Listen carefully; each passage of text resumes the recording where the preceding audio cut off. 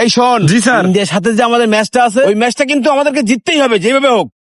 এই সুদাই দাঁড়া, এখানে কথা বলতেছি না, আমি ইন্টারন্যাশনাল কোচ। যেখানে আমি কথা বলতেছি এমজি মোস্তফা, এখানে বেয়াদবি করতেছিস কেন? Sorry sir, sorry. আমি যা বলতেছি কান খুলে শোনো। আমি যাদের ট্রেনিং করাইছি তারা এখন ইন্টারন্যাশনাল পর্যায়ে খেলতেছে, জানো? যদি ভালো প্লেয়ার হতে চাও কোচের কথা অবশ্যই মেনে চলবা। জি স্যার, অবশ্যই। কথাটা মাথায় রাখবা। এই ছেলে, তোমার স্টেডিয়ামের ভিতরে কি? এদিকে আসো।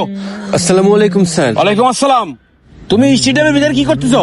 স্যার, আমার বাড়ি ওই যশোর নূরপুর গ্রামে। আমি আপনার কথা মেলা শুনেছি স্যার। আপনি ইন্টারন্যাশনাল পর্যায়ের কোচ। আমার ফুটবল খেলার মেলা শখ স্যার। আমি আপনার টিমে খেলতে চাই স্যার। এই কথা শোন, গ্রামের ছেলে এসে ইন্টারন্যাশনাল টিমে ফুটবল খেলতি।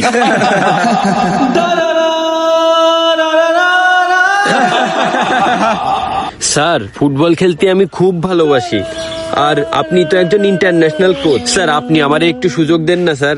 আপনি যদি আমারে সুযোগ দেন তাহলে আমি আমার স্বপ্ন পূরণ করতে পারবো। প্লিজ স্যার, আমি আপনাকে রিকোয়েস্ট করতেছি স্যার। হে, গ্রামের খ্যাত কয় কি আমাদের স্যারের পিছনে বড় লোকে ছেলে বিলে লাগে রে খেলার জন্য, তাই চান্স পায় না। আরে গ্রামের তো এসে চলে আসে ফুটবল খেলতে।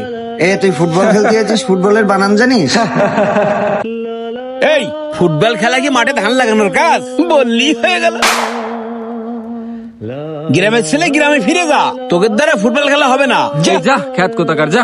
কনকের কোন নূরপুর গ্রামের খ্যাত ফুটবল খেলতে আইস, চা এখান থেকে।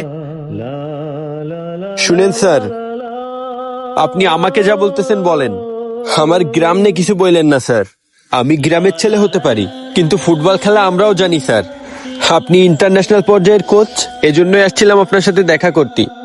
আসলে আপনাদের মতো মানুষ যদি আমাদের একটু সাহায্য করত, অবহেলা না করতো, তাহলে আমরাও কিন্তু স্যার ভালো পর্যায়ে খেলতে পারতাম। এই তোরা গ্রামের ছেলে মিলে ফুটবল খেলা সম্বন্ধে কি বুঝিস? আমার ক্লাবের একটা ছেলের সাথে খেলতে গেলেই তোর মতন 10টা প্লেয়ার লাগবে। স্যার, ছোট মুখে বড় কথা বলতেছি, কিছু মনে করবেন না স্যার। আপনাদের মতো এত বড় মাপের লোকেরা যদি আমাদের মতো নতুন প্লেয়ারদের যদি একটু সাপোর্ট করতো, তাহলে আমরাও বড় কিছু করতে পারতাম।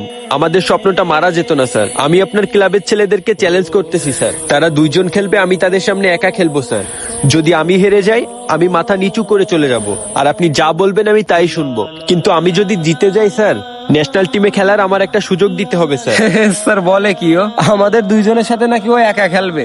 বলে কি? ভাই মজা পাইলাম ভাই তোমার কথা শুনে। আমার টিমকে তুই চ্যালেঞ্জ করার সাহস তুই কোথায় পেলি? তুই যদি জিততে পারিস তোর আমি বেস্ট 11-এর সুযোগ দেবো।